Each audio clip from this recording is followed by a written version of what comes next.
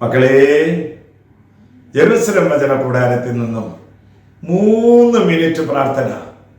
നമ്മൾ വിചാരിക്കുക അത്രയും നിസ്സാരമാണെന്ന്. സ്ഥിരമായി ഇത് ചൊല്ലുന്ന, ഇതിൽ സംബന്ധിക്കുന്ന ആളുകളുണ്ട്. ഇതുവരെ പറഞ്ഞ എല്ലാ വചനങ്ങളും ഈ ദിവസങ്ങളിൽ ഒരു മകൾ എഴുതി കൊണ്ടുവന്ന് എന്നെ കാണിക്കുകയുണ്ടായി. ഞാൻ ഞെട്ടിപ്പോയി.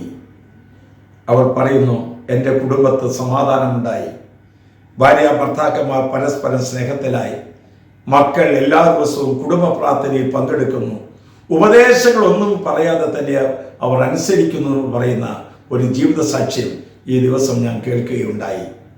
ഇന്നിതാ കർത്താവ് നമുക്ക് തരുന്ന വചനം 1 കൊരിന്ത്യർ 13-ാം അധ്യായം 1-ാം വാക്യം.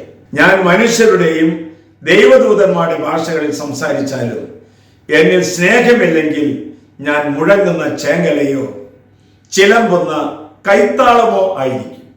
കുടുംബത്തിലെ ശക്തിയും അതിൻ്റെ പ്രഭയും സ്നേഹമാണ്. സ്നേഹം വറ്റിപ്പോയാൽ, പ്രത്യേകമായി ദാമ്പത്തിക ജീവിതത്തിൽ നിന്ന് സ്നേഹം വറ്റിപ്പോയാൽ പിന്നെ ആ കുടുംബത്തിൽ ദൈവത്തിൻ്റെ അനുഭവങ്ങൾ ഉണ്ടാകില്ല.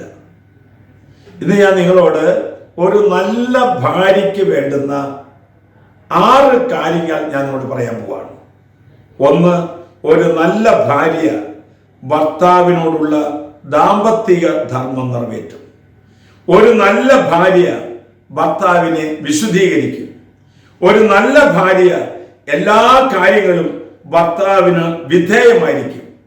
ഒരു നല്ല ഭാര്യ തൻ്റെ പെരുമാറ്റം കൊണ്ട് ഭർത്താവിനെ വിശ്വാസത്തിലേക്ക് കൊണ്ടുവരും. ഒരു നല്ല ഭാര്യ ഭർത്താവിൻ്റെ ദുഃഖങ്ങൾ സ്വന്തം ദുഃഖങ്ങളായി ഏറ്റെടുക്കും.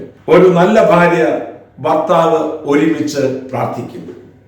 പ്രിയപ്പെട്ടവരെ, സ്നേഹം കുടുംബജീവിതത്തിൻ്റെ അവിഭാജ്യ ഘടകമായി തീരുമ്പോൾ ഒരു നല്ല ഭാര്യയായി തീരുവാനായിട്ടുള്ള ഈ 6 സന്ദേശങ്ങൾ നമ്മുടെ മനസ്സിൽ നമുക്ക് കാത്തു സൂക്ഷിക്കാം.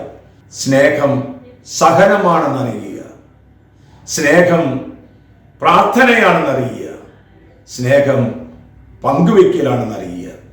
ആശ്വാസപ്രദമായ രാത്രി, പ്രതീക്ഷാനിർഭരമായ പ്രഭാതം, സൽപ്രവർത്തികൾ നിറഞ്ഞ ദിവസം നൽകി നാം എല്ലാവരെയും അനുഗ്രഹിക്കട്ടെ.